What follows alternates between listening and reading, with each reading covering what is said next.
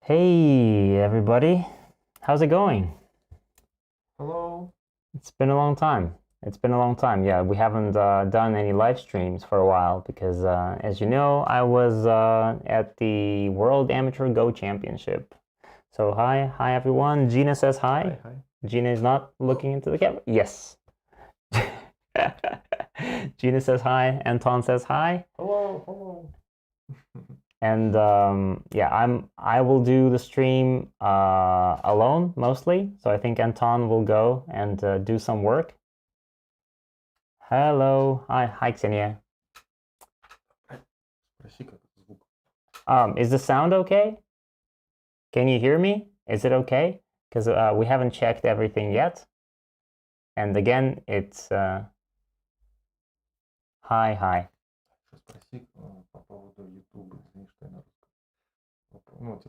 Okay, the sound is good. Cool.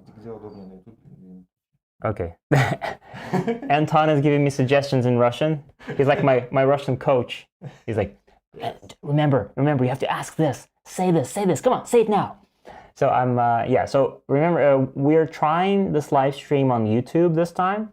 I think it's pretty much the same thing, like Twitch and YouTube. But which one is better for you personally? You can also leave me messages in the chat here, or you can leave messages later. Which one do you prefer? Is it better for you to use YouTube, or is it better to use Twitch? Which one is better? Because for us, it's pretty much the same. We could do either of them. Only read. Anton looks tanned. Exactly. It's not. No, Anton is not tanned. No, Anton is not tanned. Look at him. He looks yellow and tanned. I look red. No, it's just that the color settings are a little off. And I told him. Oh, really? See, they say you look tanned. Come on. Okay. What kind of tanned? He's tanned sitting in front of a computer. Okay. That's a computer tan. So I will go. Goodbye. See you later. They can't see you. Okay. So Anton is leaving. He has Go Magical work to do, and I'm left here with you guys. So, yeah. So, how is everybody? It was a really fantastic 10 days at the No Cactus to Stop Radiation. I don't think so. But in Anton's room, there's a pretty good balcony, which is always open. It's summer, so it's at least there's some fresh air. So it was an amazing 10 days at the World Amateur Go Championship. Finally, after 2 years of getting ready for the championship, finally it was held in Vladivostok, which is really, really far away from here. We are close to Moscow, for anyone who doesn't know, and Vladivostok is like the far, far east of Russia. There's 7 hours of time difference. 7 hours, which is crazy. So you fly there and you're 7 hours ahead, and then you come back here and you're 7 hours back, which means massive jet lag for me. So that was fun, and I'm going to talk a little bit about my impressions of the championship, what happened. I'm going to show you some photos that I took. Some of them are in our Discord, but for anyone who hasn't seen those, then I will show some more. So if you guys have any questions about the championship, I think I've seen some of you there. A lot of people came to me at the championship and said hi, and it was really, really it was really cool to meet some people in real life, in person. Those people who I knew only from Discord or from VK or Facebook, and they came up to me at the championship and they said, "Yay, we're watching Go Magic." So it was really thank you guys. It was really encouraging. And maybe before because I don't know how many people are here yet, so while we're waiting for everyone to join us, maybe I will talk a little bit about about the courses that we have at this point. Because have you guys tried the new course from Alexander Dinnerstein? The one about probing moves, Yosumir. I know it's not in English yet. It's all in Russian, and we're making English subtitles. But 5 lessons out of 8 already have English subtitles, by the way. And the 3 that are left, I will finish them in a few days, hopefully. So in a few days, you will have your probing move course all in English with English subtitles. So if you started, or if you tried it, or if you finished it, please let me know. I'm really curious, because that's not one of my courses. So I saw it myself, and it seems to me cool to me. But what do you think? Started it. It is hard. It is hard. It is, right? Right? I mean, some of the problems in this course are completely unsolvable. I mean, I think that even if you show those problems to like a 7 dan or a 9 dan, I think they will have a lot of difficulties with them. I had a look at the first 3 ones, the English subbed ones. Very useful course. Yeah, it seems to me it's one of those things that, personally, me, I'm not a very strong player, but for me, I know some basic probing moves, like, the ones that are like standard. But some of the ones that Alexander showed in the last lessons, in like the lesson 5, 6, 7, 8, oh my goodness, those probing moves were just they're just so hard to find. And if I could play something like this in one of my games, ooh, I would be a happy person. What did you like most about WAGC 2021? What did I like most? You know, First of all, I love this the connection, this whole connection, because there's so many events and so many activities that happen kind of at the same time, like one after another, and you can't even see them all. I couldn't possibly see everything. I've missed a lot, but it was still this feeling of like everybody being, in this moment of being totally excited about the game of Go, and that is really a very inspiring kind of feeling. And also just so many events, because if it was only one championship, I would probably feel just, okay, I'm doing my job. I was there as a translator, as an interpreter, but I just do my job, and they play those games, and that's it. But there was just so many other things. There was a match, blondes versus brunettes, and there was a match of fathers and sons, and there was a Russian Cup and the Russian Team Championship, and there's just so many small things, the simultaneous games. So lots of stuff, and all of this creates this wonderful kind of ensemble, like this cocktail of cool little tidbits. That's what I like about it. When are you planning to film a course with any foreigner? Have you already made an agreement with someone? Subtitling is one thing, language is another. True. Very true, Xenia. Very true. Well, I've talked to a few, and also there's a problem. I think someone mentioned this at the championship, that all of the commentary was done by Alexander Dinnerstein and Ilya Shikshin, and they're both Russian. And this is a World Amateur Go Championship, right? So it's for everybody.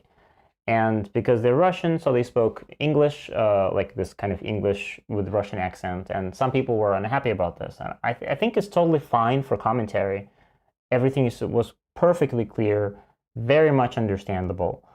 But for a course, you really need, you need a better English, and you also need an ability to not only speak good English, but also to explain everything. Even if you're a good player, if you're a 7 dan, it doesn't mean anything unless you can explain things in a good way, in a way that is understandable to a 1 dan or a 1Q.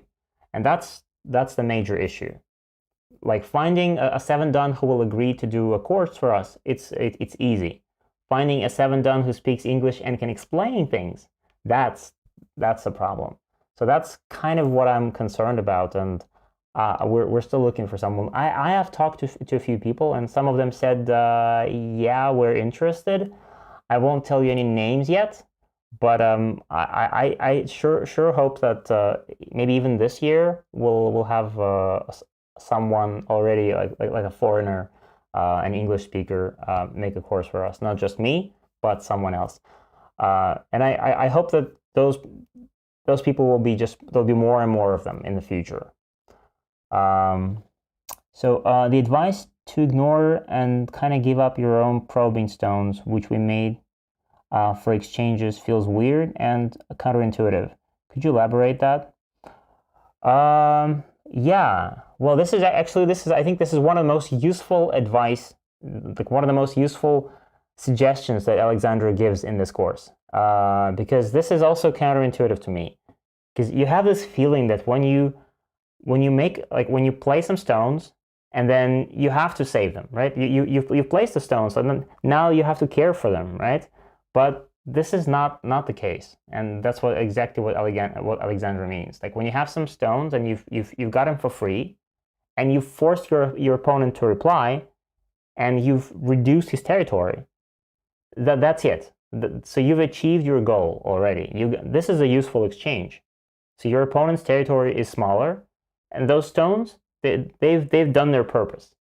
Now they don't matter. If your opponent wants to try and capture them, fine, let him do it.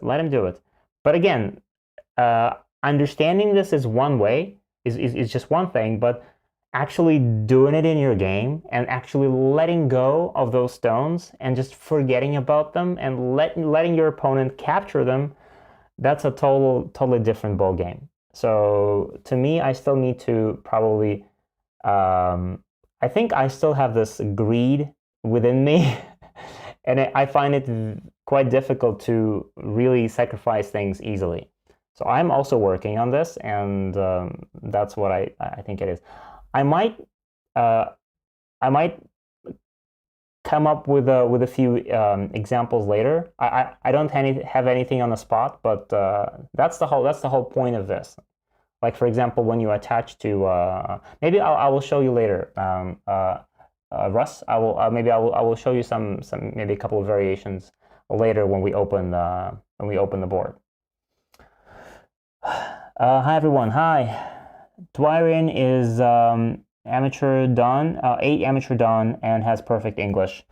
Yes, exactly. Dwyrian is great. Dwyrian is American, I think, and he has perfect English, obviously, and he's a very, very cool blogger. He has done a lot, and he has one of the most popular YouTube channels, I think. But I don't know a way how to contact him yet. I tried to send him a message here and there, and he never received them. I'm not saying he never replied. He just never received them. They never got through. So when I find a way how to contact this guy, and then we are definitely as Go Magic, we're interested in having Dwyrian here and making a course for us.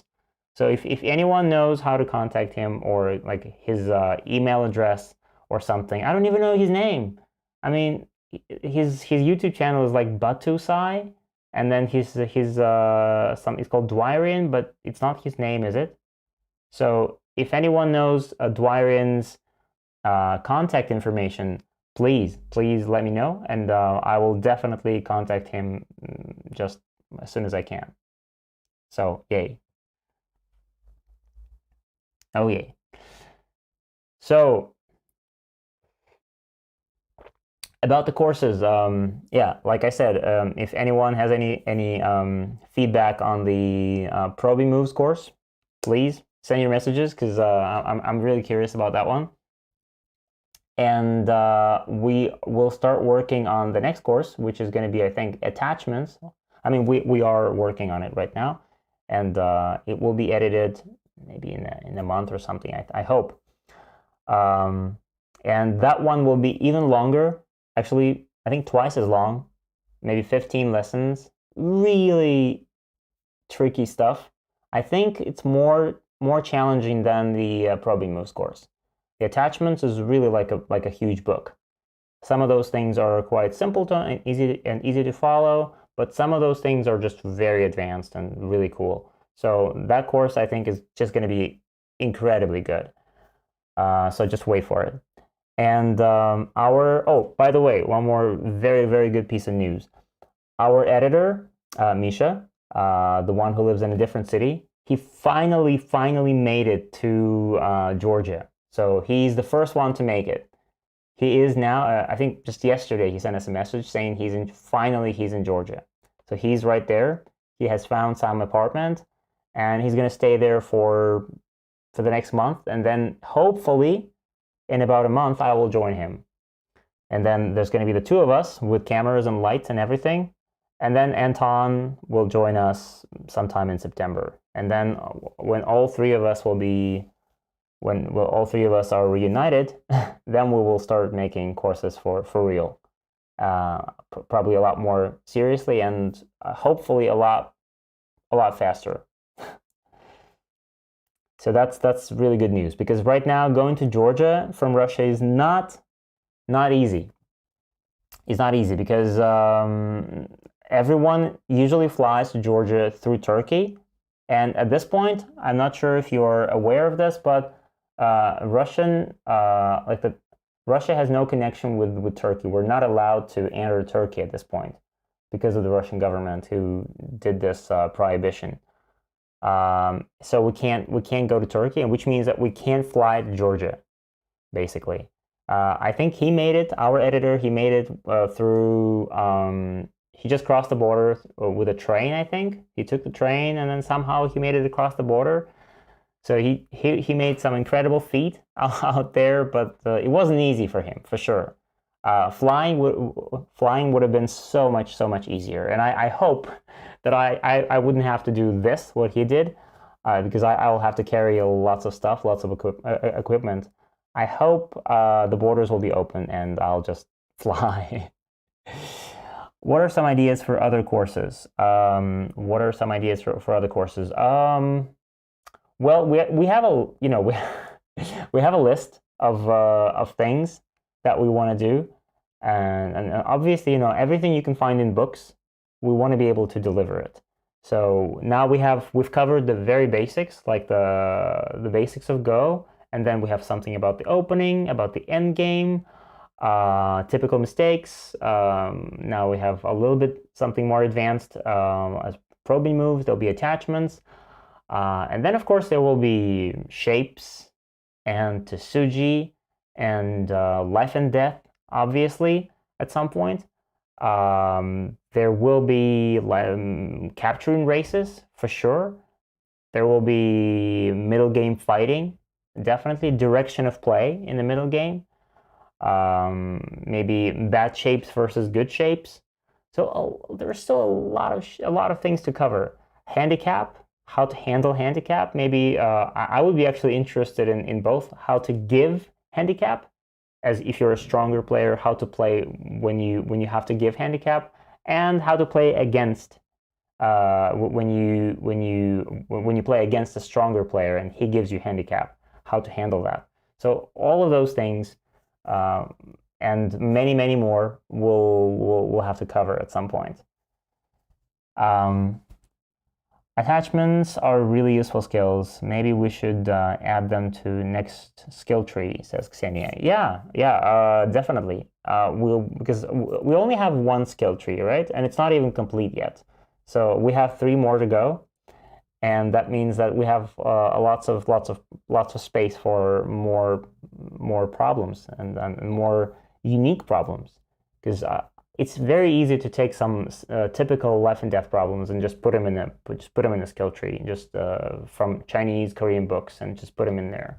But finding some truly unique problems, like on probing move problems, or some specific to Tsuji problems, or maybe ladder problems, those are hard to find. And by the way, Ksenia. Someone contacted me once and they said a huge thank you for we have a set of problems on connection and cutting and connecting, and so they said, wow, those problems are just so good, and I've never seen them anywhere. Like, do you guys make them? And I said, yeah. our team is actually making some of the problems. They compose those problems, and that sounds actually very impressive. That you guys actually made some of those problems. So something that I could never do. Because composing Go problems is a separate skill on its own. You can be a Go player, but composing problems, impressive. Huh? Wait. Oh, it's like someone from Anton. Is it you? I was like, what is this? It's like, is it me talking to me? Damn. Okay. Wow. Because Anton got a hold of my computer, which is not good, and he's using my computer to his advantage. He can now text you guys from my name. It's not me. Don't buy that. That's him. If you see my name in this chat, no, that's not me. That's me, right here. Historical course. Yeah, we're making historical courses, and I'll talk about that in a second. And we should probably get to some playing, because I talk and I talk and I talk, and I feel like I talk too much. I saw there will be a Huanlongshi course. Very excited for that.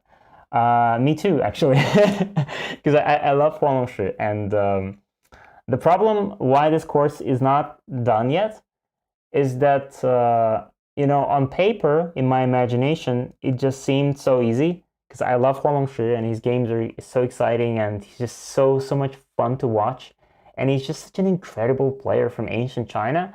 And it seemed so easy, but until I actually started working on it, and I realized that how little we actually know about the guy. We know almost nothing about him. Only a few things and some small references. So I'm still doing some research, and I'm hoping, because we have this Goban with slate and shell stones, which would be a total shame to waste them. And while we still have them, we're trying to make some special courses with them. We don't want to use them for just regular courses about the openings or whatever to Suji. But if we want to talk about some history of Go, then I think it's only appropriate that we will use the real Kaya Goban and those slate and shell stones. So the first course is already finished. It's filmed, but it's still waiting to be edited. And it's about the blood vomiting game, which is one of the most famous games in Go history. And I think it's a pretty cool course, and it's a really exciting and spectacular story. And I think you guys are gonna like it. Especially if you haven't heard that story before, and even if you know the story, it was a lot of fun actually reviewing some of those ancient games, those old games from that time, because there are a lot of reviews from professional players that we have, but there are no reviews from computers. And so today we can actually take a look at those games from a modern point of view. We could review them with AI and see what actually happened, and that's what I tried to put into this course. So it's going to be not just a story, but it's also not just that history, but it's also some of those exciting games from the past reviewed through the lens of an AI. So some of those ideas, they come from professionals, but also with additions from AI. Historical course and about Fujiwara no Sai. Fujiwara no Sai, unfortunately, is not real. Otherwise, there would be a course about him for sure. Will each video be going over one game, or how will that course be structured? You'll just have to, Elforo, you'll just have to wait and see. I don't want to spoil it for you. But it's not just, it's a whole big story, and because it's a story about basically one game. But if I just start the video and I just show you the game, it wouldn't make any sense, because the game itself is just a game. And the whole shebang, the whole cool part, the coolest part about that game is that what happened, how this game came to be, And that's what I'm gonna prepare. I'm gonna prepare that game. I'm gonna prep you up for that game and make sure that when you actually watch that game, you will know the entire context of what's happening and what had been happening before that. So there are several games that I will show you just to make you kind of see what kind of people were playing there. Not just some nameless, faceless historical figures, but actual people with their characters, with their attitudes, with their own, behavior and feelings. So there will be several games, a lot of different stories, a lot of background, and of course the main course, the main game. Keeping us in suspense. Yes, exactly. That's what I'm doing. Because I mean, it is pretty good. And they go on, and it took us, just think about it. It took us like 3 days to set up the camera and the lights and everything for that new course, because we wanted to make it look different and better than and we also did some updates of our cameras and stuff before that course. So it took us quite a while to figure everything out and how we wanted it to be. And I hope you will notice that. Maybe. So we'll see. So we will also do a game review. I only received one game, unfortunately, one game that someone wanted me to review, and I could do a review of that game, or we could play a game. We could start with the game, I think. So what do you want to do? The review was from Russ, who is Dr. Wanderer, his nickname is. So Russ, if you're here, we could do a review. Maybe we could do it in the second half of this live stream, and right now maybe we could play a game. What do you think? And I will tell you about WAGC, and I'll show you some pictures later, because I feel like I've been talking to. Oh, okay, that's you. Okay, I thought you were Dr. Wanderer in this chat. Oh, because we were on Twitch before, and now this is YouTube. Right. Okay, hi. So maybe let's start with a game. What do you think? So last time we played 9x9. This time, maybe what do you say if we play maybe a 13x13? Would that take too long? Let's try a quick paced, a quicker 13x13 game. What do you think? So if anyone wants to play, and again, at the championship, I realized that I have neglected my Go skills. I haven't. No, come on, 19x19. That will take too long. That's going to take too much time. 19x19, because I have to comment and I have to speak, and it will take like an hour. Maybe some photos from WAGC. Oh, that's me again. The evil me. Some photos. I will show some photos later. Let's just start with a game, I think, because let's just keep it. Let's make it stages. I talk, a game, photos, game review. What do you say? Seems like a nice structure. So, if anyone wants to play, raise your hands and send a message in the chat or something. Nice, says me. Nice. See, I'm agreeing with myself. Right back. Okay. If nobody wants to play, then no big deal. We just won't play. Well, I'll just review the game. You lazy people. Nobody wants to play. I could play with you. No, come on. I don't want to play with myself. That would be a little ridiculous, don't you think? So, I played last time, so I can play again, but I want to give somebody else the option. Yeah, thank you, because because I'm also reviewing your games later, because that'll be like one person stream. one person's live stream. So we could do, yeah, maybe we could give some other people a chance. Everyone is shy. Everyone is being super shy. Nobody wants to play. Come on, don't be shy.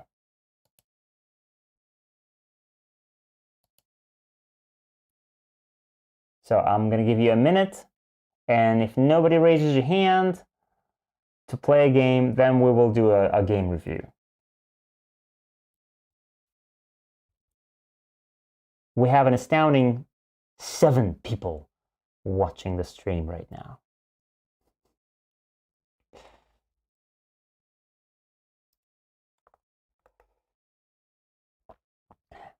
And also, Anton, if you're listening, we're not recording this stream, which means that now I'm going to be showing some pictures and I'm sharing some impressions of the WAGC, and then everything will be lost. And nobody will ever see it again. Isn't that a shame? Yeah. I mean, if we're doing a stream and I will show some photos, Yes. and then we're not recording this. No, just on YouTube. Oh, it's on YouTube. Okay. Anton says that it's all on YouTube. Good. I would love to play, but my brain hurts from a game I played earlier. Well, I mean, the point of this game is that I'm not offering people to play here to, play a real combat game. It's not about this. I'm offering basically double-digit queue players or single-digit queue players, basically a teaching game, so that you don't have to think too much. Just play a normal game, a fast-paced game, and I will maybe offer you some suggestions after the game. That's how it works. That's why, and also I'm going to be talking, so I'm not really offering some 5-done people to play. Even though you can, and you can teach me, of course I will be happy, but it's going to be more difficult for me because I need to talk, and when I'm talking, I can't think properly. Jim Green, hello, hi.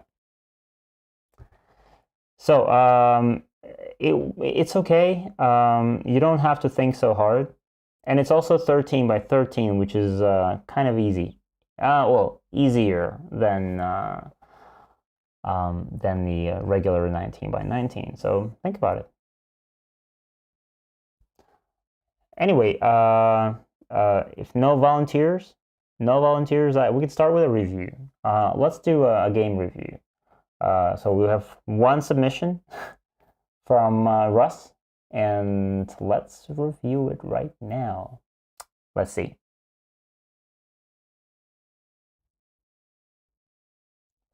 I can try to beat you if no one wanted. Try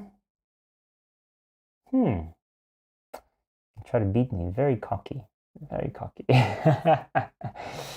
But you also played. Remember one of the first streams? You played me as well on 9x9. So I kind of want to play new people. It's not that I'm avoiding you, Xenia. No. I'm not. I could play you as well. But I just want to give other people a chance to try and try their might, test their luck. So we'll keep you in reserve. Don't go too far. And if there is no one, if there are no brave people who want to play a game, then we'll play. I hope you're not going anywhere just yet. So let's do a review.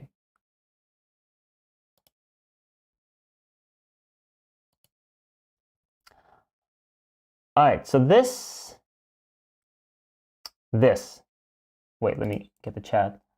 Okay, so this is a game, Russ, I hope you're watching. This is your game against a 3Q, no handicap.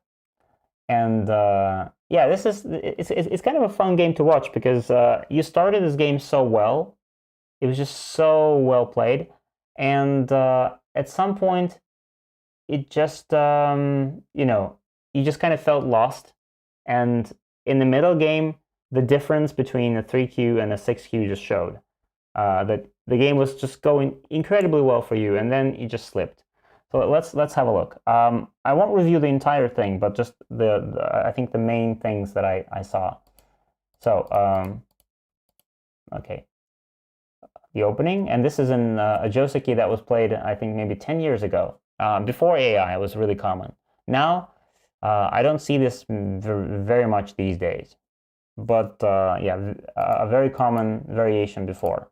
So this attachment, fine, and the whole idea behind this attachment, if you're playing this, then here's the trick.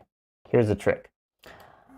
When you do this, you're making white stronger, right? So white is becoming stronger, and you're getting these stones here, right? You're getting these stones, and that's the trick, because now with these stones in place, you can actually you can actually try to attack these stones right here at the bottom. In the game, you play this. Of course, white responds, and that's it. All of the Aji is gone. And now these two stones that you have, the black stones, they are not doing anything. Now you just have to run. So in the game, you just have to make a good shape, fine. The shape is nice, but you just missed a very good chance.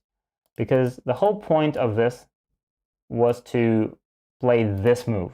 And that's the move that you should, that's pretty much the only move in this position, I think. And after this, it's not so easy for white to answer this move, because black is so strong on the outside that white is kind of at a loss here. So white can basically do something like cut immediately, and you just take it. But this is a big corner for black. If white connects, then you just do this, and then what? Now if white tries to do this, block, and you're capturing these two stones, other 4 stones. If white does this, connect, like this, cut, and white can't do anything. You see, if white tries to connect like this, okay, and we capture the stone. And even if this is great for black. Black is strong everywhere. White doesn't have any territory. And the group on the right, the group 1, okay, no, not 1, group A and group B. Group B is still kind of weak. Group A is still kind of weak. So, and your stones are strong. You can later hope to attack both of them, or at least one of them. And so that's the entire idea of doing this, of playing this Joseki in the first place. If you're not ready to play this aggressive variation of jumping inside and trying to cut, then maybe you should play a different Joseki, simply. So that's why here maybe white would just, at some point, just give it up. I don't know at which point it's better, but at some point white would just cut here and let you like capture and cut like this. Something like this would happen. You get the corner, white gets the outside.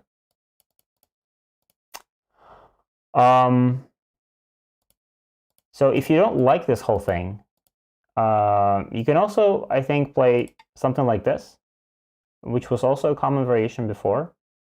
And I think before it was played something like this, which is still fine. Black is getting the outside. Or you can just not play the attachment. You can there are still other options here. You can play something like this and just escape. And now you have kind of Mii between this and something like this. You either press the stone on the right, or you attack and surround the corner at A or B. So options. There's also this move, which was played before. This kind of splitting move. And if white now does this, and then white does this, then you do something like that. So this sort of game. Many options here, but your option is definitely possible. So we skip forward. Oh wait, can white play q4? Sorry, I wasn't reading the chat. I just got carried away. Can white play q4? At which point? q4. You mean probably here? q4? After p2. Oh, right away. Here? Well, let's see. Well, the whole point of this is that black is not going to be able to save everything, like I said. So yeah, maybe we just cut. We just cut right now. And what is white's plan? Right? So right now, this stone is, the R2 stone is kind of dying. And these two stones are dying. So now white has to save these, obviously, somehow. But I don't know how. Like this. And well, this looks terrible. Maybe we can even do this. Can we? Can we even connect here now? Maybe even connect this. This. White's gonna die. Pretty terrible, right? So maybe also after p3. After p3. Dun dun dun. After p3, well, now we just block, obviously. And if white tries to, if white cuts here, we just do this, and we just forget about everything and capture the 4 stones. Even if white pushes through, okay, fine.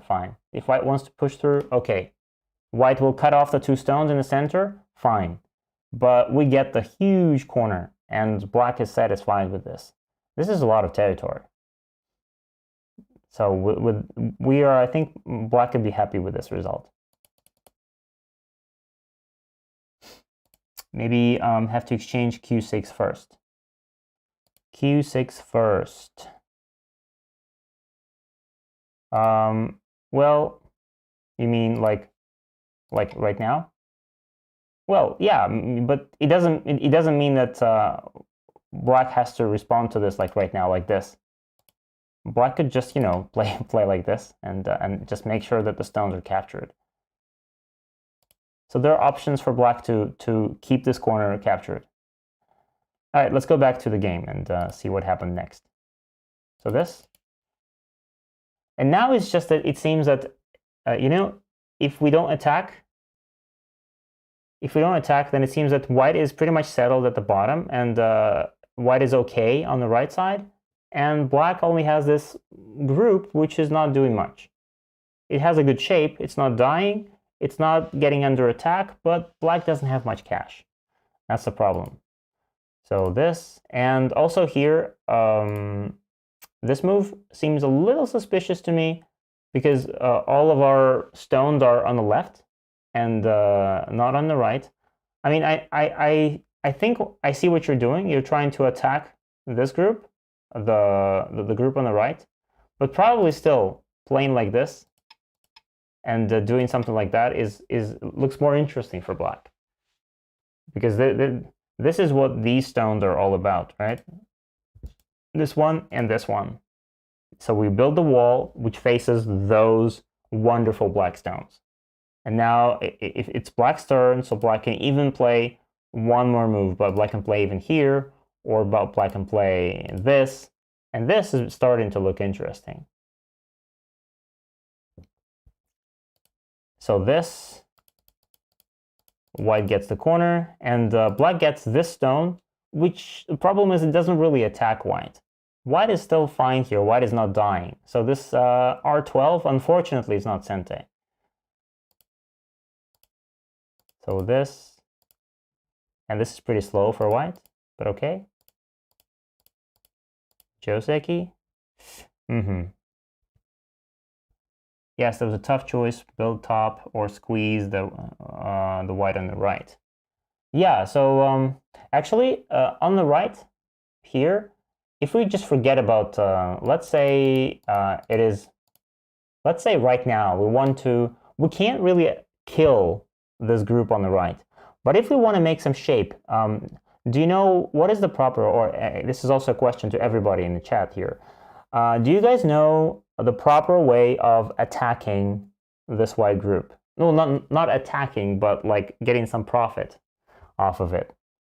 Where would you play? If you want to do something about the right side, about this right hand group, about this group A, where would you play?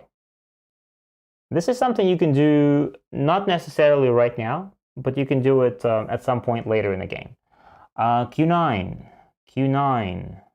Okay, let me point this as variations. Okay, I'm gonna put this A. Q9, okay, any other options? Q10. Q10B, okay. Any more?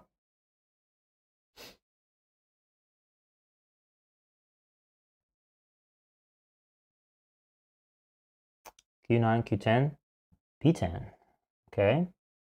P10, P10, okay, here. S10, okay. All around, S10. S10, oh, attachment. Or P11. Or P11 here, okay. Okay, so let's get, well, first of all, yeah, this group is pretty, it's pretty tight. It's in a tight spot. It doesn't have a lot of space. So any move that black plays around here is going to be threatening. It's going to be a threat. So, and naturally, if you play something like this, for example, then white will reply. And yeah, you can also maybe play this one. But again, white is not going to be bothered with this. White can even maybe Atari like this, you know, play something like this here. And white is going to be alive and out into the center as well. So alive, and also white will take the center. White is out, which means that black is not getting the center here. Okay. How about something else? How about this? Well, it's doing something, but again, white can play here, this obvious point. And, you know, it's kind of going out again. This move, yeah, looks nice. Maybe white can do something, something like this now. Try and escape. But the shape move typically in this sort of situation is, yeah, something that was given to me. It was the very first option. It was Gene Green offered this. So yeah, this is a shape move that is typically played in this shape. This sort of attachment, because this is something that white probably doesn't want to ignore, right? And it's hard to respond to this. If you just block like this, then this Atari. And if you connect, then something like this. And white is barely alive on the right side, and black has a beautiful thickness on the outside. So black is all kind of connected, and white is out. This is perfect for black. So of course, white can never play like this. White should connect. But even in this case, this is a very nice kind of pressing down maneuver. Now, white is not quite settled yet. So white has to be careful here not to die. Because later there might be some, you know, there might be something like, you know, if white just ignores this, maybe there's this. And if you connect this, and now suddenly white doesn't have two eyes here. White doesn't have a base. White has to run. Lots of profit for black. So white has to be careful. Now, let's go back to the game. I'll try to make it a little faster now. So Joseki.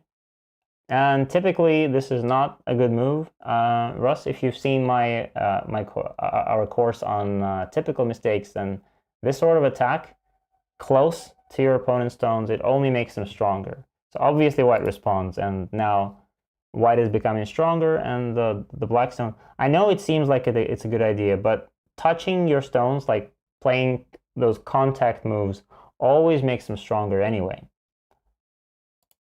And maybe white should have, at this point, maybe white should have played something like, this, and and then just escape, something like this.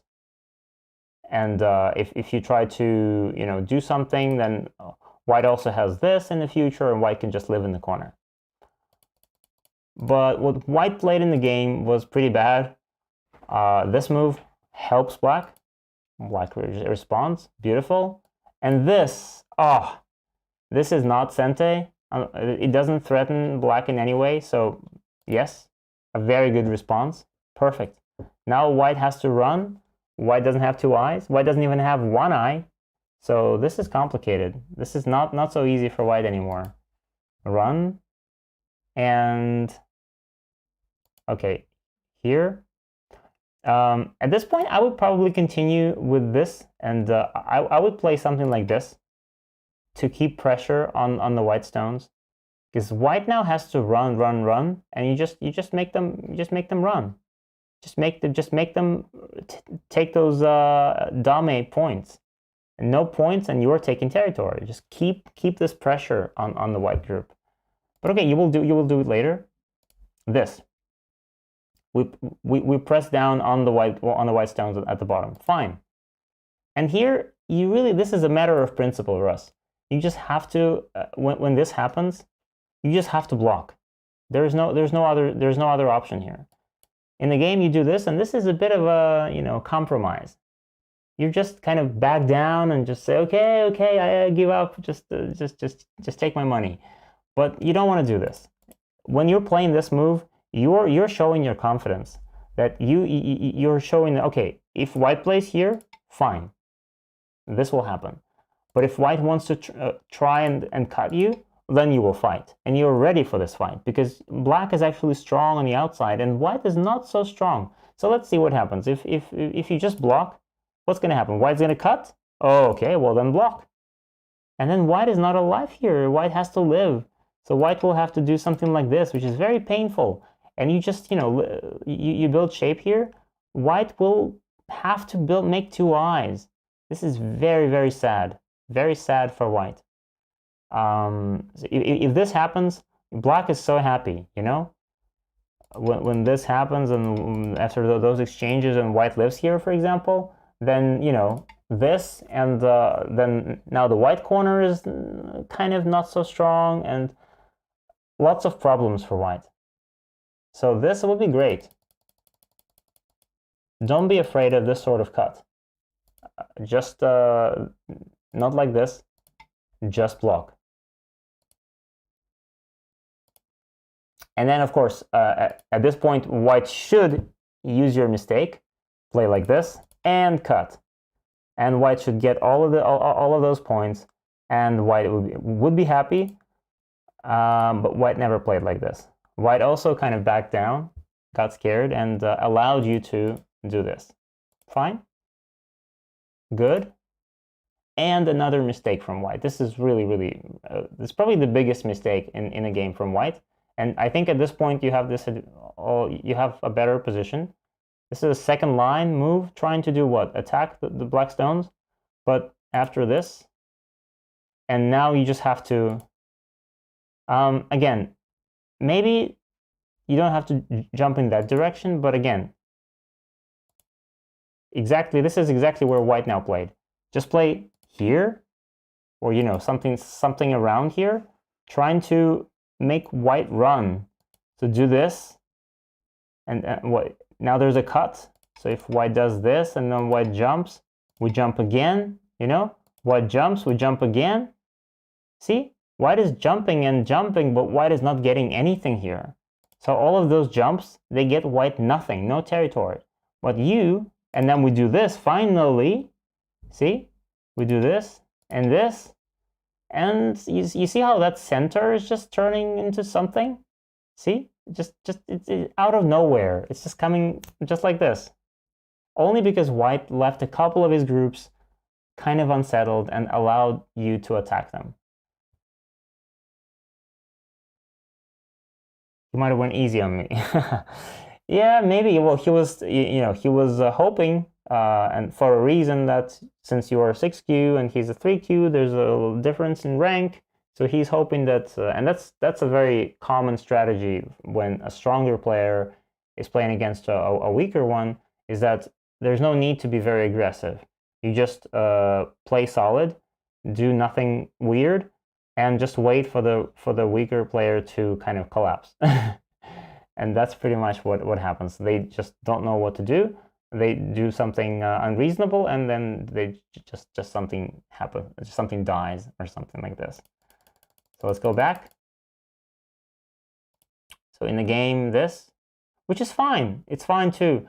But it's just that I think that this allows white to, do this, and now suddenly white would be running without any eyes, and now white is making some eye shape here. And again, this is a move in kind of in the wrong direction. Again, you're not getting anything here. You're still not really killing. This is not a threat to the white group on the right, so you're just trying to what? Make territory around here. This is not so much. I mean, this is not so much territory here. There's a lot more points in trying to attack white rather than just building territory passively from your walls. My friend calls moves like K8 armpit hit, like shoulder hit. Yeah, I think, Xenia, I call this in one of my courses, I came up with a term like a knee hit. Like this is a shoulder hit, and this is a knee hit, a hit on the knees. Armpit. Maybe. To me, the armpit hit just sounds like some kind of dirty trick. So I prefer the knee. But yeah, it's something that you should kind of ignore most of the time, and you should try to avoid playing it in your games. Those kind of second line attacking maneuvers. It's only good in endgame, but not in actual game. And in sometime in the opening. Okay, white tries to do something. Shape, bam. Okay, sente, unpleasant. And this. And again, this move, right? It just makes some territory. So you just spent what was that? You spent 1 move, 2, and 3. These 3 moves to hopefully maybe make 10 points out there, maybe more than 10 points, but like around 10 points. This is not worth it. And in the meantime, white got stronger in the center. White got stronger on the right. White has nothing to worry about. Before, white had weak groups. Now, white is all strong. So this is basically where you kind of lost track of what's happening, and this is where you lost the game. And again, here, this move, would you tell me what it's doing? Because I don't see you're probably trying to escape with the stones at the bottom here, but this move is just like it's not doing much. It's not really helping those stones, and it's not making territory. It just does some action, but not very clear what the purpose of this move is. And again, white just made shape, and this is it. This is it. After this, basically, the game is almost done in white's favor. Surprisingly, because white had such a bad position just a few moves ago. White had weak groups everywhere, and now suddenly white simply has more territory. Now white has like 10 more points. Maybe white is leading by 10 points, and since everything is almost settled, it will be difficult to catch up.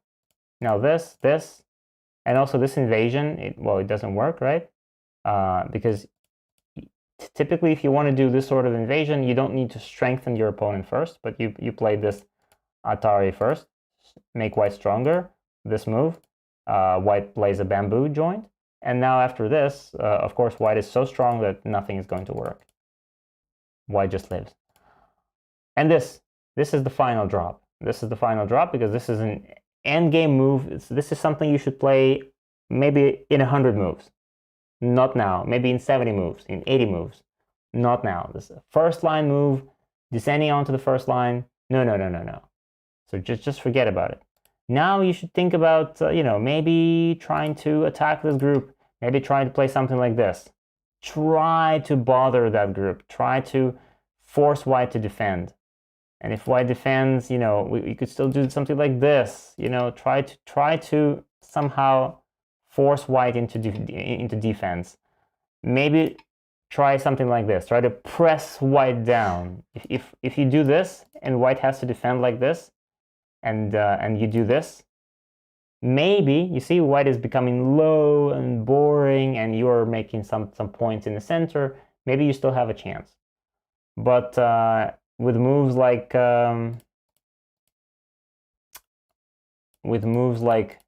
this one, this is like basically saying I give up.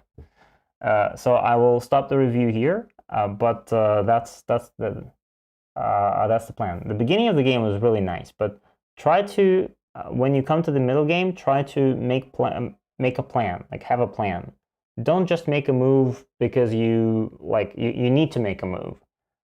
When you're making it, just try to make a move that performs at least one purpose, at least just one something, or preferably yet make a move that does two or more things at the same time. So if you don't know what to do, try to attack.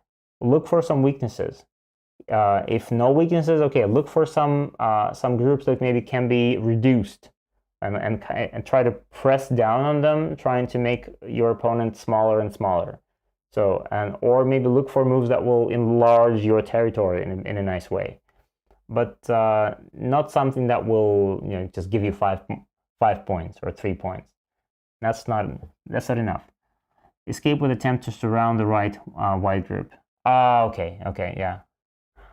But yeah, the right white group, unfortunately, even like here, at this point, because white added a few stones, it was kind of weak before, but now I think white is strong enough so that even if black gets, all of those stones on the outside, you still can't do anything. White is just alive. I don't think there's any magical move inside that will kill white. And if nothing, then all of those stones that you just play on the outside, they're just stones on the outside. This was extremely helpful. Thank you. Yeah, I'm glad I could help. So and for next time, guys, I'm not doing this I'm doing this for a reason, to help you out and also to have something to talk about on the stream. So if you guys have any games that you have any questions about, because I know that today we have AI, right? And you can easily open Katago or Leela or any other strong AI and see what they say about your game.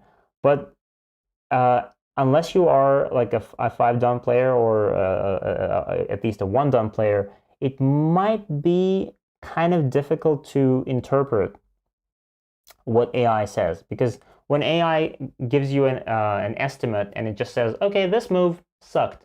This move you just played, it just lost 40% of win rate. And you're like, well, why? This looks like a nice move. Why is it losing the game? So typically, in my experience, you need someone to kind of translate what AI tells you. And I'm basically doing this. I also look at the game with my own eyes, and I think of my suggestions. And of course, I also check what AI has to say about some of the things that I wasn't sure about, and then I translate what AI said, basically. So next time, for the next stream, if we have one, maybe next week, you could submit your games, and maybe if we have more games, like not just one, but if we have 2, 3, 4, 5 games, I will try to do shorter reviews. I'm doing this in a long way today because we have only one game, and that's it. So think about it.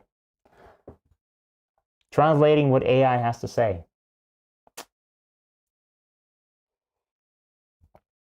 Oh, why am I talking? Why am I talking? Wait, let me get back to. Oh no. Like this. So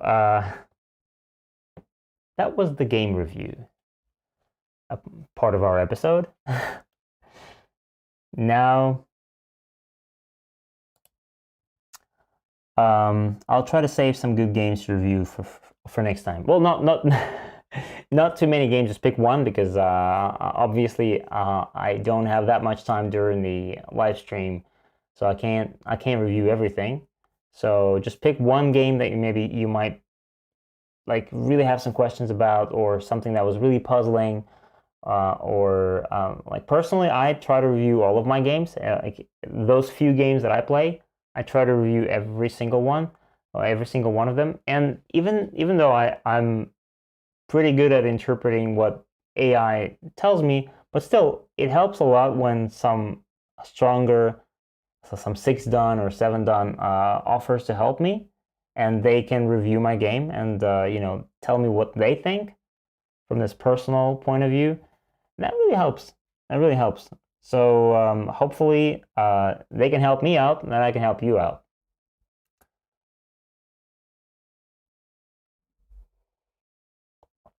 Now we can probably get back to oh, Gina is sleeping here. You should see her. She's just so cute. She's just tired of me talking all the time, talking, and she's just sweet sleep. I never know when to get a stronger player to review my games. Most of the mistakes that I make are painfully obvious in my own review. Yeah, that kind of happens sometimes. That kind of happens. I mean, some of the things that, especially when you become a little stronger, you get a feeling for your mistakes. You get a feel for mistakes. And when you play a game and something goes wrong, and you're like, okay, something got messed up, and obviously that was my mistake. And okay, and then you look at it and you see, okay, well, I think it all started with this move. So you can kind of tell that this move was probably your mistake. You didn't see it when you played it, but now after 10 moves, you can tell that that was a mistake. And then you check your observations with Leela, and and Leela says, yeah, you're right. That move totally sucked. You're a loser. Basically, that's what happens, and like very often. But sometimes, there are a lot of different interesting situations when you're playing a game and there's a move standing right there, waiting for you to be waiting to be played, and it's been there for like 30 moves or 40 moves, and this move, Leela says, just wins the game right away, and you just don't see it, just because you're blind. And that is really, really nice to see in a review. And this is something that you wouldn't feel because you just don't know that this move exists, but it exists. You drink from a very Russian cup. Yeah, a very Russian cup. Yeah, I don't even know what this is. I think this is supposed to be not for tea. I think this is supposed to be for soup, but Anton just uses them for tea. What a weird guy. But anyway, this kind of helps.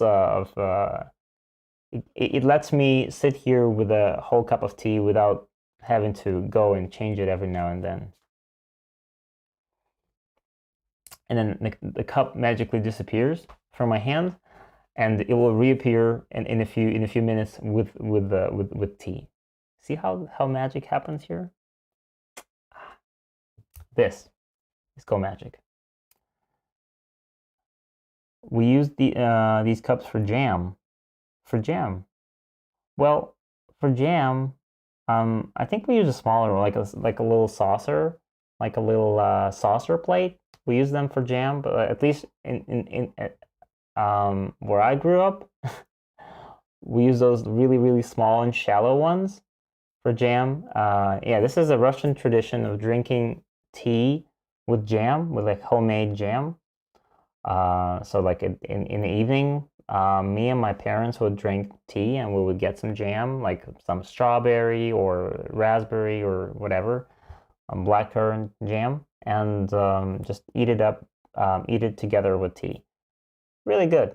And this is something that I haven't seen in other cultures. I don't think people do this in Europe or even in the States. So this is there must be more jam. And the cup magically reappears.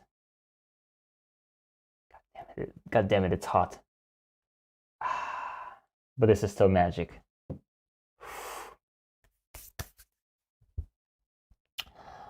All right, so maybe I could show you some pictures from WAGC because I didn't have time to even take my proper camera. I have my camera with me at all times, but I didn't have time to take it out of my bag.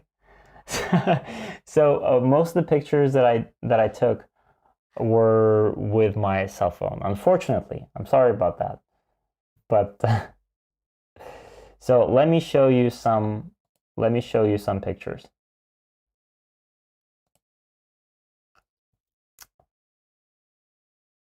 Vadim. So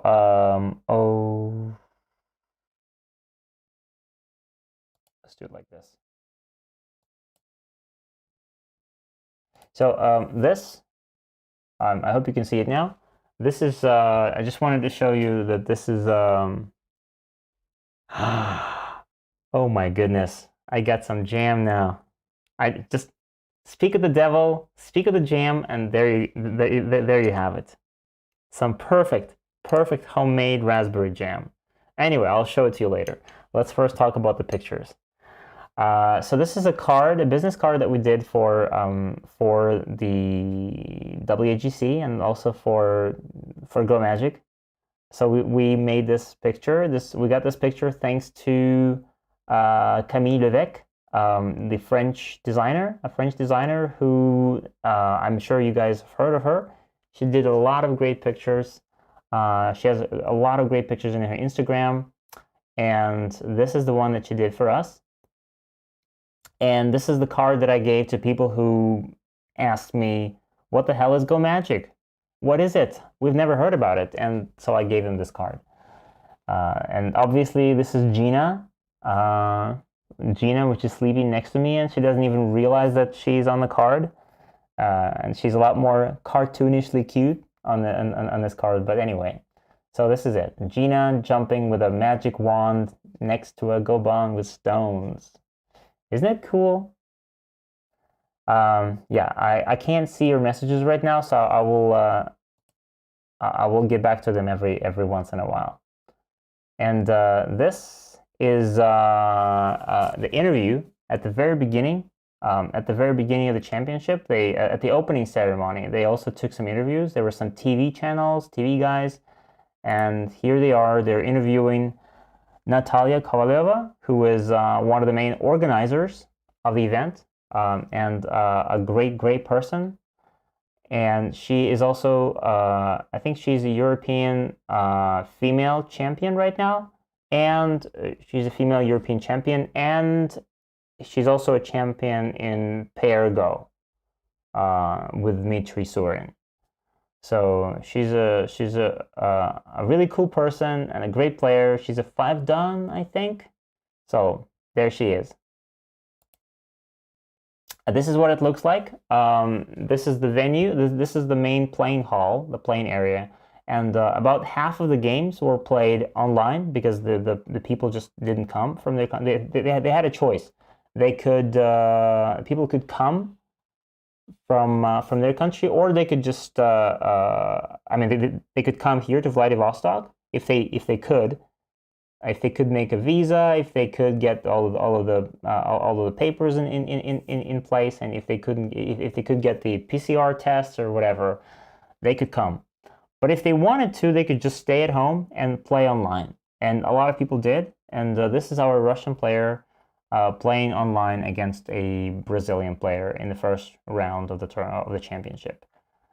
Now this is the simultaneous games.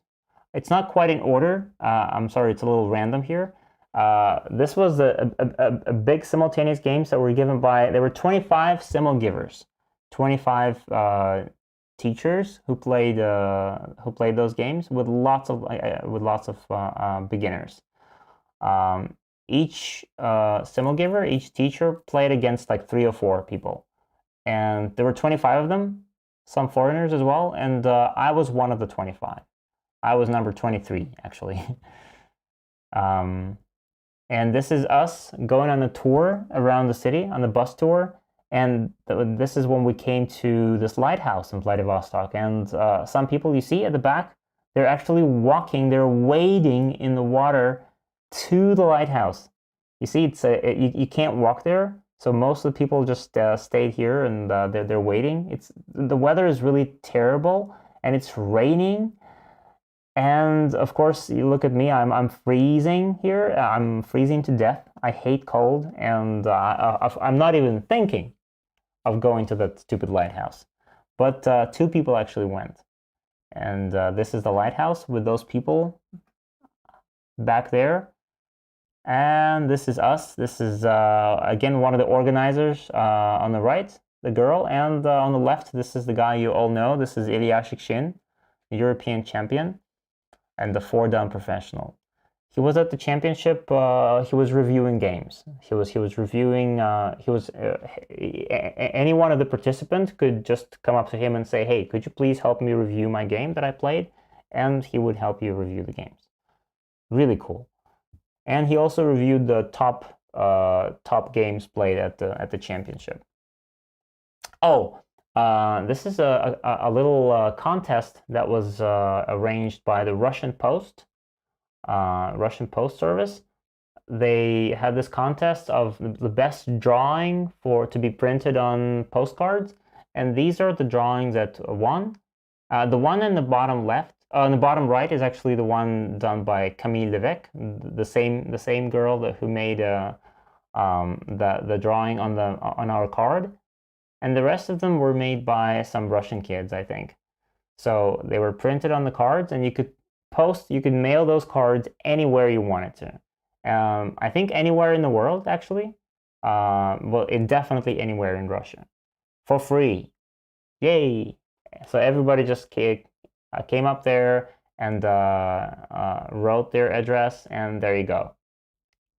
Just put it in this blue mailbox, and within a few days it will be delivered. And this is the opening ceremony. And at the opening ceremony, right there with the banquet, lots of people are still eating some snacks and drinking champagne.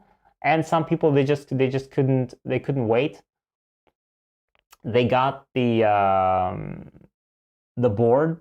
Somehow, I don't know where they found it, and they started some pair go game. So, excuse me. I think the one on the right here. This is Gavin, I think, from Ireland, and this is is he from? Where is he from? He's from Serbia. And this is Olli from Finland, and this is Alexander from Austria, and they're playing a pair go game. So let me see if there are any questions while I'm still talking about it. Wait. Cute card. Yeah, thank you. Is it a specific game on that Goban? Wait, which? Oh yes, it is a specific. Oh, you mean this one? Yes, it is a very specific game, and I'm not going to tell you which one. It's a secret, but it is. Yes, you can try to figure it out if you can. If you can find the game which is on that Goban. Ooh. We should probably arrange a prize for that. We should make this like into a puzzle or a quest for everybody, and if you can figure it out, we should probably name a prize for that. Anyway, let's quickly go to where we paused, and this is the main playing hall. These are the computers of the referees, and then we have all the people playing. This is early morning, so this is still Russian Cup. They all played here at the 12th floor of this. This is university campus, actually. I didn't mention this. this tournament was played at the in Vladivostok on the so-called Ruski Island, and this is the Far Eastern Federal University campus, a huge campus. And so we all lived on the campus in the hotels, and all of the cafeterias and the playing halls and then all the playing areas and all the activities, everything, almost everything was held out there. And this, in the morning, this is the Russian Cup that was held, and in the evening, in the same playing room, in the same playing hall, the championship was held. So, and this is again a championship, online games, and these are on-site games, in-person games, over actual boards. Our Russian guy playing against Alessandro Pace from Italy. And these are Lukáš Podpera from Czechia against Benjamin Andrian Guenaizia. I hope I pronounced his name correctly. I tried hard, and he's from France. So it's 6 down from France against 7 down from Czechia. And this is something that the organizers were proud of. This is the, it says here, the World Go Festival, Genius Extreme. This is a festival that was organized for everybody in Vladivostok, and it was held not on the island, not on our main venue, not on this university campus, but it was in the city, on this, like a waterfront riverbank.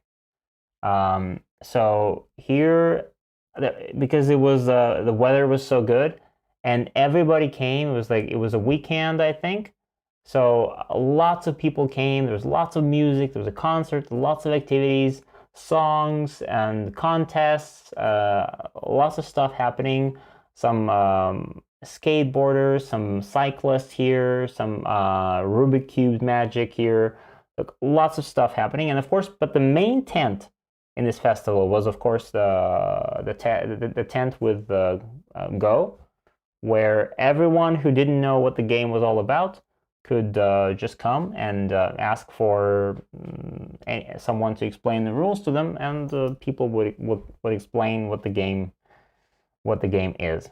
So I think a lot of people, this festival lasted for 3 days, and this is the entrance into the festival.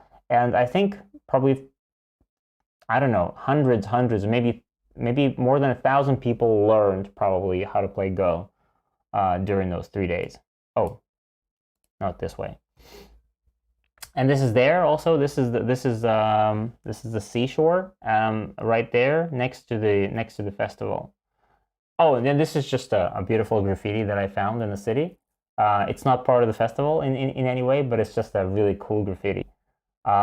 It's next to a restaurant, and I guess the restaurant ordered this. Really nice. And this is a walking street at night with those myriads of little lights, and they're all twinkling, which you don't see here, but it's a really magical show. Oh, and this is again at the festival. This is the blondes versus brunettes match. I can't really tell exactly which ones are blondes and which ones are brunettes, but these are the participants, and these are the 4 winning girls, and the one second from the left is the winner, the one wearing a white t-shirt. Actually, all of these girls are pretty strong. I mean, anybody could participate, any girl could participate, but these 4 specifically, the one on the left is like a 2Q, I think. The winner is like 1 done, 1Q, and then like a 3 done in the red dress. But they played on 9x9. So if they had played on 19x19, maybe the results would have been different. But it was like a very fast kind of tournament. All the games played with lightning fast, and that's why maybe a 1Q could beat a 3 done. But anyway, a nice little event. And this is me just walking around the city. I had some free time, and in my free time, I walked around the waterfront about this next to the seashore, next to the wonderful bridges. Beautiful. Just take a look at this. I think this is called the Golden Bridge, and it was modeled after the famous, San Francisco Bridge. Not quite the same, but you notice the similarity right there. See? And again, it's getting later, but Oh, and this is a little something that was special at the event. This is a so-called space goban, and it was manufactured by someone in Russia. People were inspired by, wouldn't you be surprised? People who made this, they were inspired by Hikaru no Go. They were inspired by, remember that episode when Fujiwara no Sai had to play on the internet? And they would show how the internet screen would just go, like, lie down, and it would just light up with this bluish light. And when he would place the stones, he would always place them on this lit up board. And so they watched that episode, and they thought, wow, would that be cool to make something like that? And that's what they did. So there's a map of China underneath, and the lines, the grid, you could turn it on and off. So at this point, it's turned on, so you could see the lights. They're lit up, and also all of the stones. Take a look at this. They have they're made of they're made of China. It's like a special kind of porcelain, and so I guess they could break or chip if you drop them on the floor, which seems to be a very weird choice of material to me. And when you place them close to the board, or when you place them on the board, they light up. The black stones light up with blue, and the white stones light up with red. It looks really magical. I'm not sure about the practical application of this. I don't think it would be very convenient to play a game, an entire game with these stones, when everything is just lit up with blue and red. But yeah, just at first glance, it seems really magical. And this is a game review. Every time when the World Amateur Go Championship round started, then in a separate room, everybody who wanted to just observe the game, they could come here. They could set up you see, there are some people who are setting up the games on the boards, and they're just they're following the games. And Ilyashik Shin is sitting out there in the front, and he's doing the commentary, live commentary in English. Pretty cool. Like if you don't want to walk around there watching the games in the playing hall, you could just sit here comfortably, drinking your I don't know, cocktail, and just watch the games and commentary. Really nice. And one more final picture of the goban with and the go bowls actually are very special. They're very Russian style. They have some birch and they have some like rye in them, and they have some like they made of some chemicals that light up in the dark as well. So anyway, it all looks kind of magical when you look at it like this. I think they even tried to sell those bowls at an auction at the end, and I'm not sure if anybody bought them. I don't know. But yeah, the whole set looks kind of cool, and I think it cost quite a lot of money to make. It was at least a couple $1,000s, probably more. So that's I've heard of it before, but it was the first time that I could actually see it. All right, so these are some of the photos. Let me go back to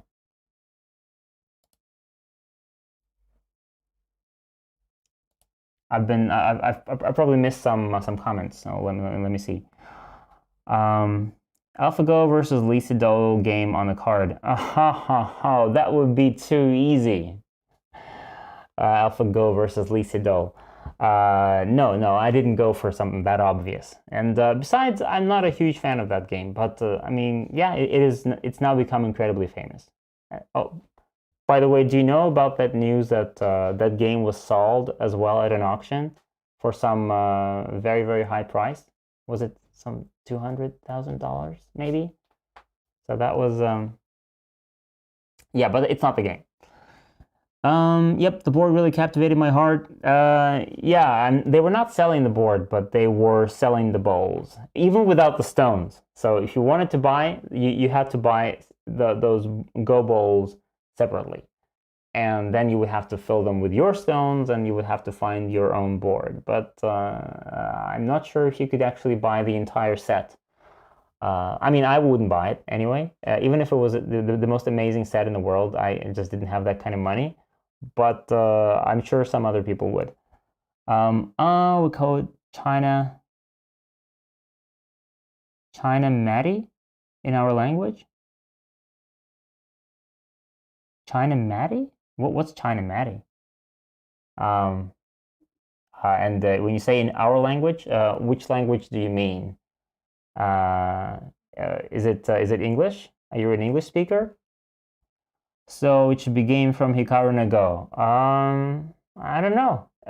You can try and tell me a specific game, and I will tell you yes or no.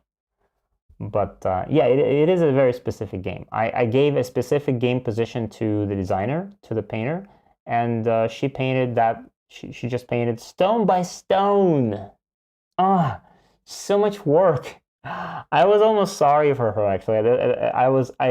I gave it to her and then I was like, "Oh my goodness, you're gonna just every single stone on that board. Oh, maybe I should have just told her just put a couple of stones on that board and it'll be fine." But she did it, and thanks to her. Thanks a lot, Camille. If you're watching this stream, thank you for the wonderful picture. But yeah, it was probably is and also we did a lot of just tweaking of that picture because we thought I thought I thought what could be easier than just drawing. She's an amazing designer. She's an amazing artist, and we just tell her, okay, here's Gina. Gina is so cute, and Gina plus Go board and some stones. Just do some magic, and then it's gonna be fine. And I thought, okay, obviously, it's just we just give her we just give her a nudge in that direction, and she will do it. Well, that's what I thought. And then she sent us a few little drawings, a few sketches, and we start changing things around, and we start, okay, let's try this way, and then we change again and again and again, and I changed so many times that I'm really feeling embarrassed as to how much changing I had to do to try and get what we had in our minds into the mind of a designer. It turned out to be a lot more difficult than I had thought originally. So yeah, communicating your idea to someone else, it's not as easy as it seems. Madi means dirt. Bengali. Oh, okay. Bengali. Wow. Okay, that's China. Yeah, I think it's called China, right? I mean, that's why it's called China after the country. Because this material is so famous I mean, I'm pretty sure we could call it porcelain just to make it simple. But I mean, it's a kind of ceramic. So those stones are, instead of being some kind of plastic or something that wouldn't break, they made them, they're all I think they're all handmade, each one of those stones separately, and they would place those little LED lights inside. And I can't imagine dropping one of them. And there wasn't enough stones. There weren't enough stones in those bowls to finish a game. They were like stones for only half of the game, so it makes no sense. Anyway, I'm not a judge of aesthetic benefits of that board, but yeah, on the outside, when you just see it for the first time, it looks absolutely out of this world. We need a scan of a business card. Uh, um, I will share a picture of a business card later on Discord. Okay, we will put it on Discord or something, and I will you will be able to see it, or maybe even on Facebook and VK as well. So you will, but I don't know. Maybe you will use some algorithms to like analyze that position, turn it into a game position, do a search in the whole game database, and you will find that specific game. Maybe you can do that. But I was thinking, is it possible to actually recognize the game without doing all this, without doing this technical trickery? But yeah.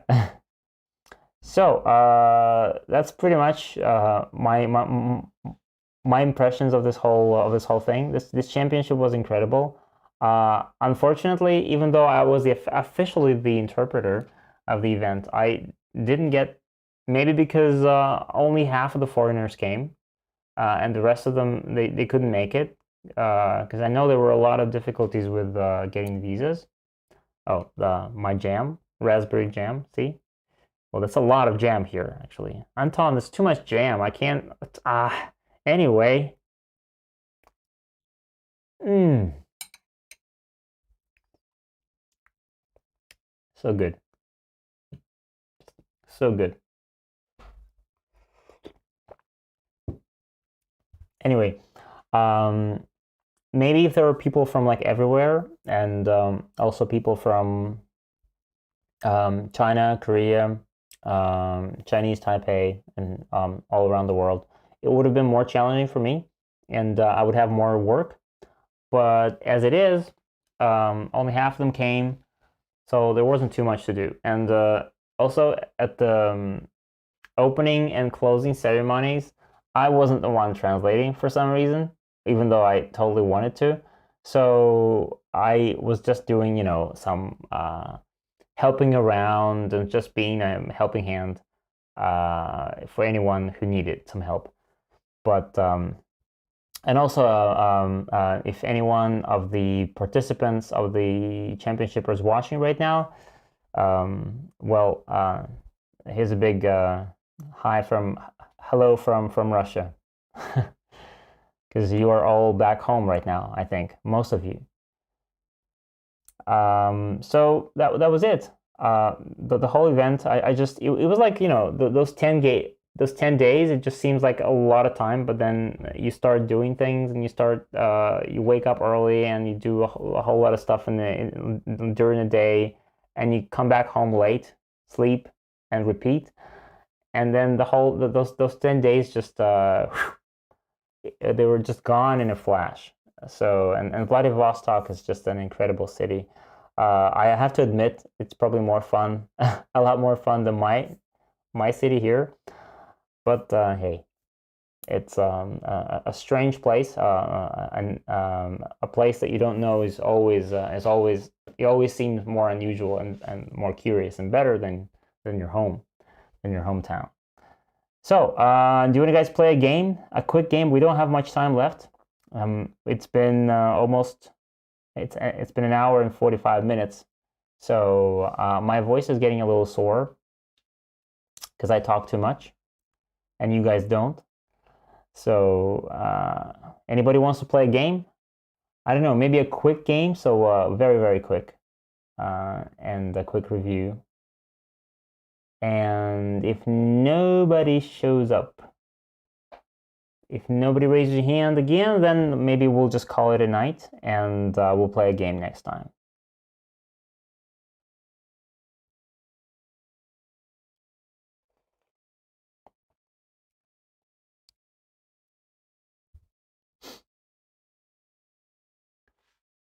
So yeah, and as for the plans right now the camera is all set up for the streaming, but as soon as we are done with this, and as soon as I'm ready with my Huanglongshi story, we will set it up again for the Goban and the historical courses, and hopefully, I hope maybe in about a week. In about a week, I will start filming the new course. and maybe I will film it within another week.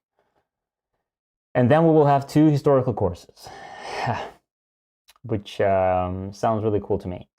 I would love to do more of those, but we'll have to see if you guys like them, because this is something that I find very interesting. It's something that I find like if I had a chance to watch those courses, I would love that. I would love that, but I'm not sure if that is really something that you guys want, because it's one thing watching a course that teaches you how to play better, and it's a whole different story watching a course that doesn't teach you anything. It just tells you a story. And so we'll make 2 of them and then see if you guys like them. If you're going to tell us that no, please give us more Tsuji or capturing races or shapes or middle game fighting, then we'll do more of that.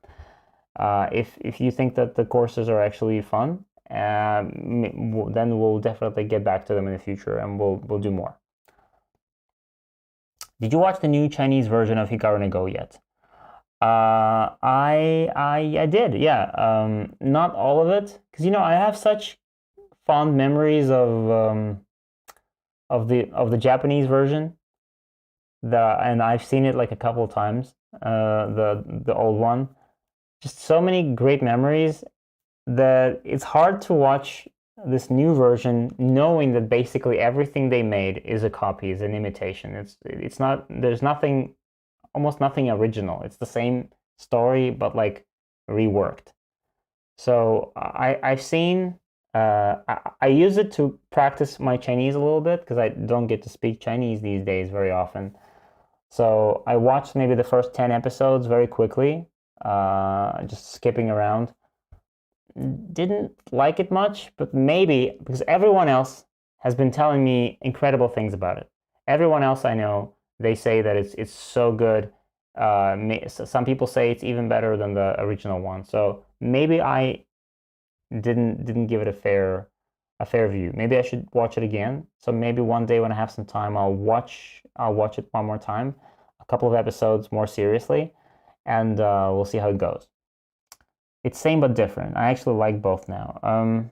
Yeah, that's what people tell me. That's exactly what people tell me. They say that it's really, really nice, and I probably missed something, because if I didn't like it and everyone else says that it's good, then I should probably reconsider and watch it again. So I will. It's just that there's a lot of things going on, and it's really hard to keep track of every single hobby and every single thing that I want to do. And also, after the championship, I'm very much inspired to try and work on my Go again. I've been telling Anton about this just now, because I played a few games at the championship. I didn't participate in any tournaments, but I played some free games, some casual games, and I'm very much disappointed in my own playing, because working on courses, of course, it means that you don't have time to play games, and since I didn't play much, I feel like my reading ability, my general calculation of everything is just got reduced so badly that, yes, I still understand a lot of things. My knowledge of life and death, shapes, Tsumigo, Tsuji is still there, but my reading skill, this efficiency with which I can calculate the variations is just damaged severely, and I want to get it back. So I probably need to cut back on some of the other stuff that I do, some of my other hobbies, and maybe get back into playing a little bit. Maybe use computers to help me play more games live, online, maybe even play in some tournaments. I don't know. I'll try to make a plan how to get back into playing, and because I want to get back in shape. Because obviously, if you're doing this, if you're making courses for everybody else, then you also have to be competent, and you can't be just a guy who can play but who teaches everybody else. So here's a big plan. For me, live action movies usually ruin if I've already watched an anime. Well, it's you know it's pretty much the same if you're watching any remake. Like when you know exactly what's going to happen because you know it's a remake and you've seen the original. It's well, it's the same thing. And or if you read the book but you're trying to watch the movie, like a few years ago I watched this new movie, Murder on the Orient Express, uh, based on the book by Agatha Christie, obviously. And of course, I read the book, and I was like, okay, I was expecting something different to happen, and then when it didn't happen, and exactly the same thing as in the book happened, I was like, oh well, what's the point? I mean, this is exactly what I knew was going to happen, and it did. So was I supposed to not have read the book before? I don't know. So that's the kind of feeling I have here. So yeah, Hikaru no Go, definitely. You have those beautiful memories from the past, those nostalgic memories, and it's difficult to change them. The beginning is a bit slow. Yeah, probably. Yeah, that's why it kind of forced me to skip a little bit because I was like, I got used to this format of Hikaru no Go being only 20 minutes for an episode. 20 minutes for an episode, great. But this new Hikaru no Go is like an hour for an episode or 40 minutes, right? It's a lot longer. And so it means that you have to spend more time on it. And when I have a choice between spending an hour on an episode of Hikaru no Go and maybe spending an hour and a half on a movie, maybe I'm gonna go for a movie already. I don't know. So choices. So all right, maybe it's a little late for a game now. So I guess we'll just play a game next time. Okay, so today was just a lot of my rambling about the WAGC, about the Go Championship, because it was just so amazing and finally came true.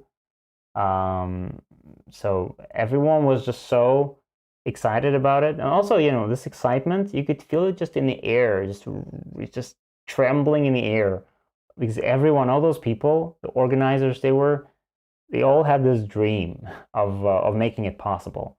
The president of the Russian Go Federation, Maxim Volkov, great guy, and he was just just talking about it, smiling, like finally, we've made it happen, and this championship, the World Championship, is held somewhere outside of Asia. It's not in Asia. It's not in China. Not in Thailand. Not in Japan. But actually in a European country, and it is in Russia. And yeah, I think the most important thing now is just to keep this the momentum while while a lot of people are still talking about it, while it's still fresh in their minds, to try and follow up on this, try and organize more stuff, just not drop it. Otherwise, it will all go back to normal, and this huge kind of bursting event would have been wasted. So I'm hoping that they don't drop it and they would develop it from there. But it's only half a number of episodes. Yeah, okay, maybe, yeah. I think they're doing. Oh, have you seen it in Chinese, or is it because if you're in out there, you probably see it with you're watching it with the English subtitles. I think they did it. They did subtitles first. They did Russian subtitles, and I think now Alexander Dinestein is in charge of dubbing it into Russian.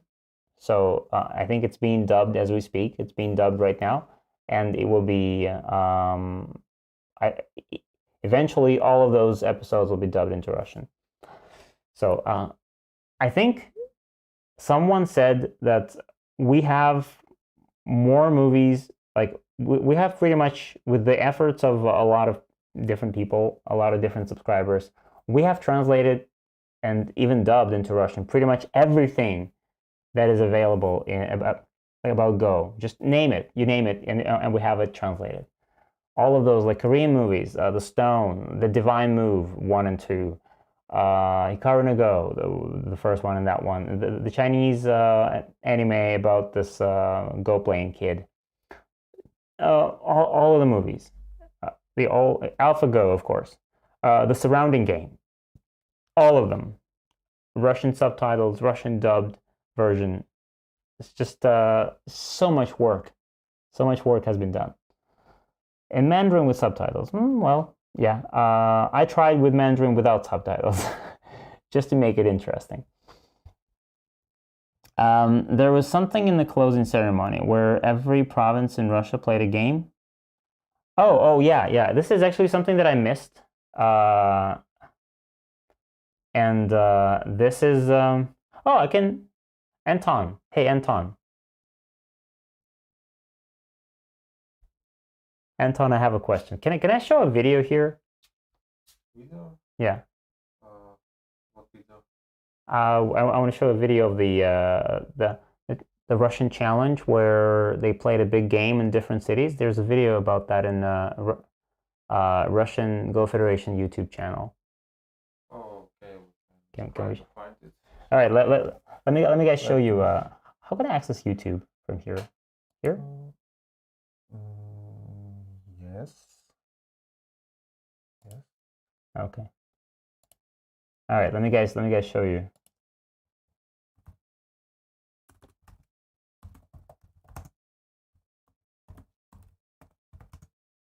This is for those who, if you've been to the closing ceremony, that you've obviously seen this. But if you haven't been there, then this is it. Oh, there it is. This is it. This is the video. So this, right? So there you go. Take a look. No. Wait. Go back. Let me. We need to. Oh, they won't be able to hear it. Yes.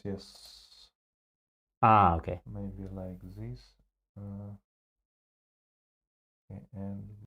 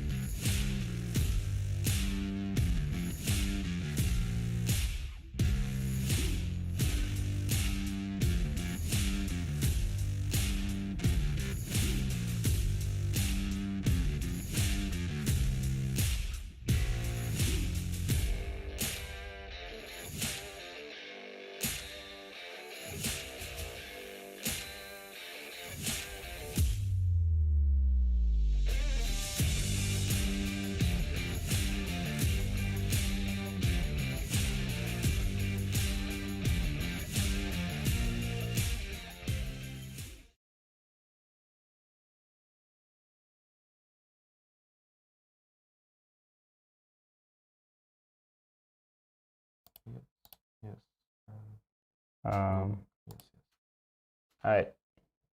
right. Could you guys hear the sound on the video? Was it okay? I hope you could. Anton is bringing the dog again. Yeah, we could hear. Okay, great. So this is the video they made at the and they showed it at the closing ceremony. So the challenge was this, that it started, I think it was called 100 moves before the World Championship, and the idea was that it was a game played by every region, every city in Russia. Well, not every single one, but a lot of them. So I think it started somewhere, maybe in Moscow, and then they would send this game to. They would play the first 5 moves or 6 moves in one city, and then the next city would continue, and then the next city would continue, and they would. And they would play it in different cities like this, just all around Russia. And the idea was that the game would be finished in Vladivostok at the championship. And I missed the moment. I only saw it in the video. I missed the moment when they finished it. I guess I was maybe translating or I was somewhere else, but I've missed this moment successfully. But that was the idea. Pretty cool. Pretty cool. And the game itself was, of course, hard to follow and hard to be played well because in many places it was played by beginners. So the beginners could make a few moves, and or maybe some kids, and some other place it was strong dumb players. It was very random, but it's just an idea. There were a lot of crazy little ideas around the festival, around this whole championship thing, but it all worked toward the same goal, toward the goal of promoting the game and of making the game of Go more popular. Anton, the puppet master. He should be the puppet master, but he's controlling Gina.